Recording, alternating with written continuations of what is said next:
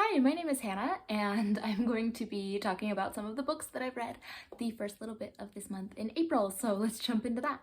So, I started out this month on a really great note. I finally read the book Kindred by Octavia E. Butler, and I've heard this recommended by so many people.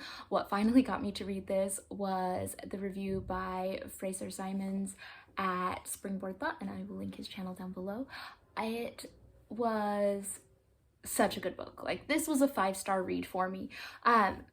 So technically, this book can get put into the sci-fi category, and I don't know if I'd really classify it as that, but let me explain why. So this is following our main character, Dunn, and she is an African-American woman in the 1970s, and one day she is called back into the slavery era South, and she keeps somehow traveling between the two time periods, and you're worried she's not going to survive, and she is perhaps interacting with people that are actually her ancestors. And so there's a little bit of that time. She's worried that if things don't go the way they're supposed to, she's not going to be born. So you get that time travel-y thing. But for me, this didn't really feel like a time travel or a sci-fi book. It was very much a look into from a more modern lens on the brutality of slavery and making it feel really real. And like, the kind of literary genius of this was impressive. It was the most, I feel like, most jarring account of slavery in a fiction book that I've read in a long time, because I felt like it felt so very present because you're seeing it through kind of a modern lens. And this was an excellent book.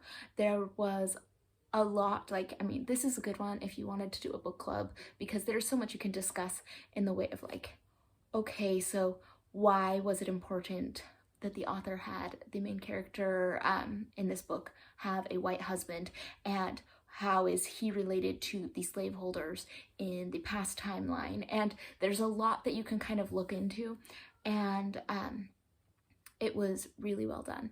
Kind of hard to read at points, but just a really well done book. So highly recommend, 5 stars. I really liked this one.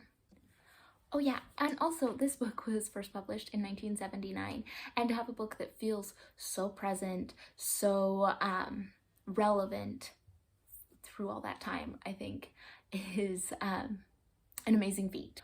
So a long time ago, I read the book The Poisonwood Bible by Barbara Kingsolver, and AJ Dunn over at AJ Dunn Reads and Writes recommended that I read some of her other books.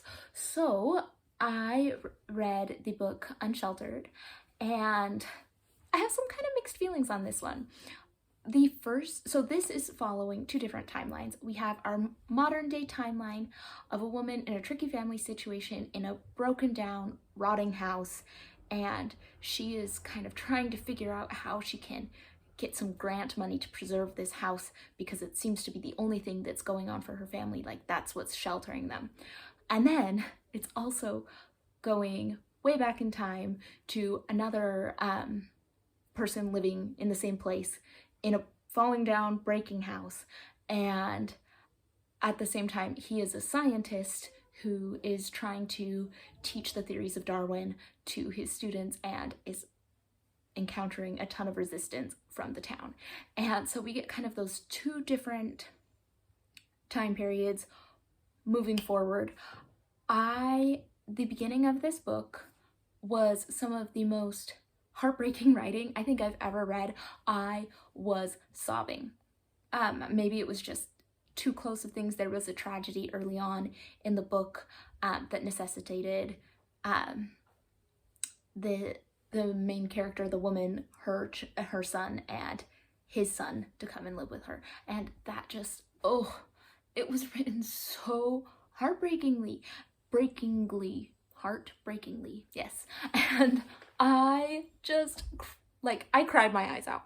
And maybe it just, you know, I'm a mom, and maybe it just, that made me feel a lot with that, but you know, like I was like, oh my goodness, I'm on board on this book. It's just so sad. It's so meaningful.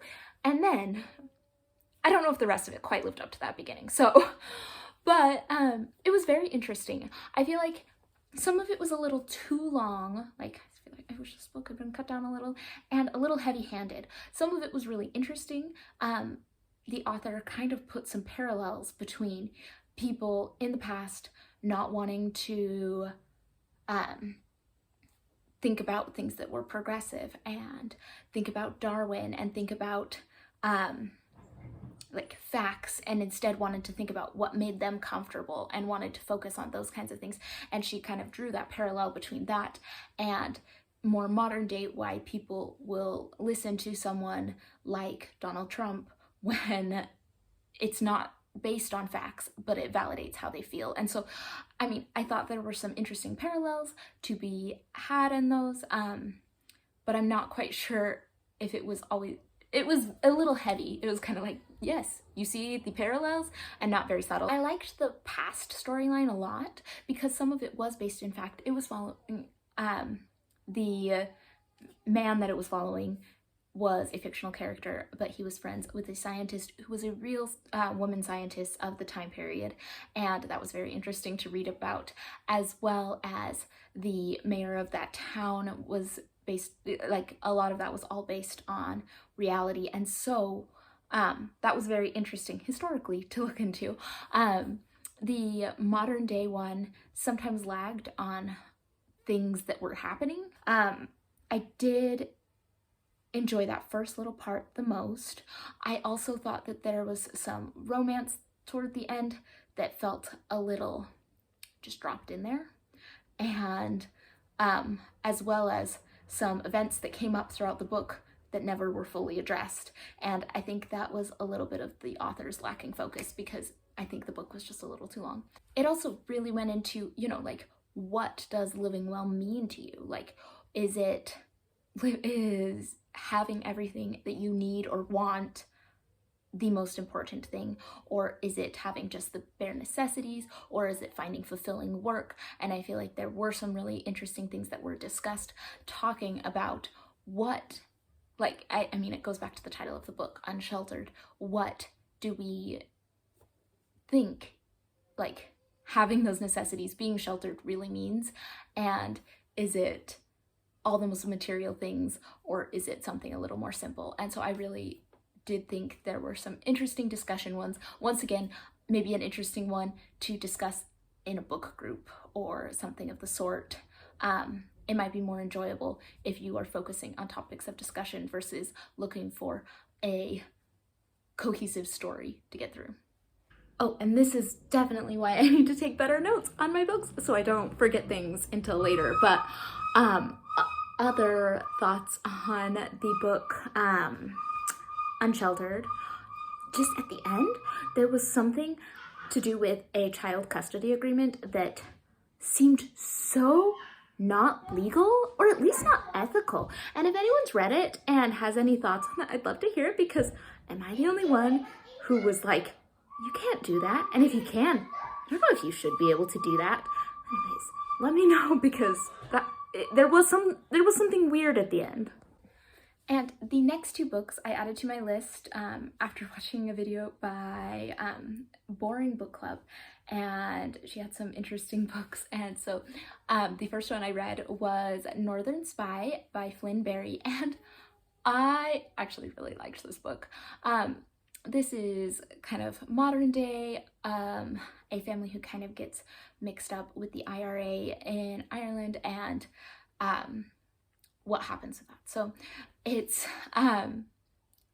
it was very interesting, kind of, you know, that like spy thriller but with true event kind of things going into it. I think the reason I really liked this book is I read the book Say Nothing a little while ago, and that covers all about the Troubles and the IRA and a lot of those things, and I really enjoyed seeing a fictionalized story that I was like, oh yeah, that's exactly what was going on in, or like what would happen in the real world. And so I enjoyed it having that context, but I also don't have more context. I'm not sure, like, I would be interested if somebody has read this not having any context with the troubles or things that are going on in Ireland, and if they would still like it. And I would also be interested on somebody who has more context, more than just the one book that I read, if you know a lot and if you feel like this is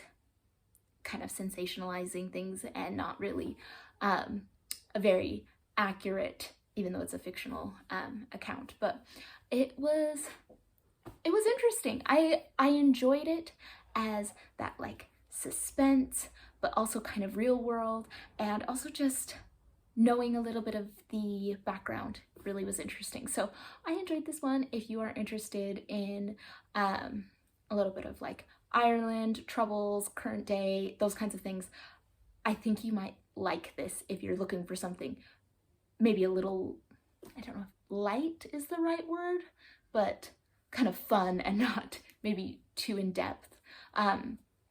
My biggest critique of this book is that there were some things in the ending that just weren't believable, and that's fine. I mean, it was fine. I was fine with it when I read it, but then, you know, it's one of those where I read it and I'm like, oh great, and I got to the end and I really enjoyed that, and then over the days following I'm like, wait a minute, I don't think that really made sense, but I enjoyed it. So, and then for a historical fiction book that didn't really work for me, I read The Alice Network by Kate Quinn, and this one is following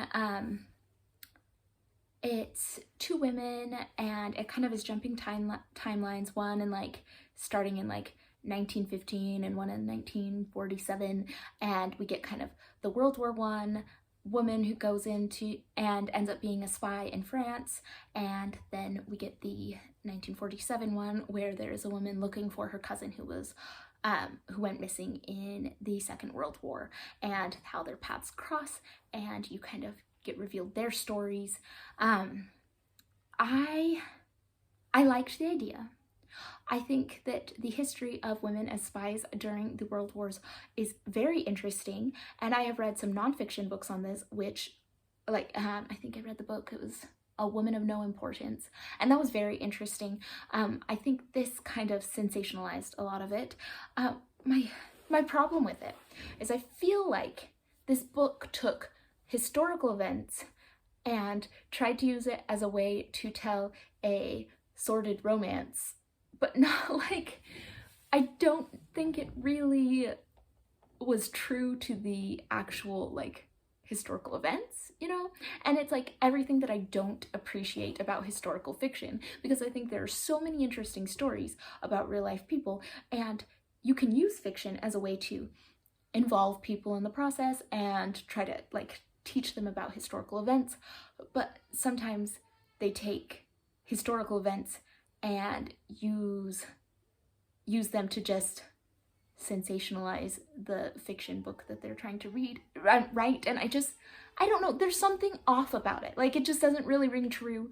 I think the weakest part probably was the 1947 storyline where the woman is trying to find her cousin, because the woman seems a little shallow, and it doesn't quite work for me. I mean,